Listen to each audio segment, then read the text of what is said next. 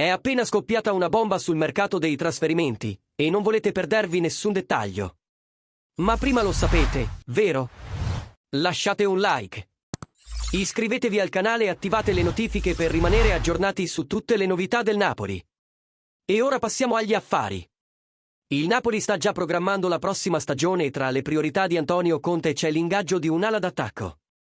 Versatile e capace di creare superiorità numerica, proprio come faceva Kvaratskhelia. Il club è anche alla ricerca di un centrale e di un terzino sinistro di alto livello per rinforzare la rosa, soprattutto in vista delle 3 competizioni che lo attendono. Ma il nome che fa gola ai tifosi e che potrebbe essere il vero crack del futuro è quello di Santiago Castro, giovane attaccante argentino del 2004 che si è messo in luce con Vincenzo Italiano al Bologna. Ancora poco pubblicizzato, Castro non ha lo stesso clamore di Garnacho, ma molti ritengono che potrebbe essere ancora più efficace per il Napoli. Veloce, abile e con un impressionante fiuto del gol. Ha tutte le carte in regola per far impazzire lo stadio Maradona.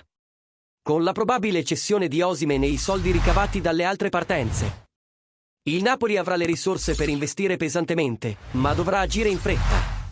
Castro sta già suscitando l'interesse di diversi club e la concorrenza si preannuncia intensa in estate. Quindi, tifosi del Napoli, vogliamo sapere cosa ne pensate. Santiago Castro sarebbe il rinforzo ideale per l'attacco del Napoli? O avete in mente un altro nome? Commentate qui sotto e partecipate alla discussione.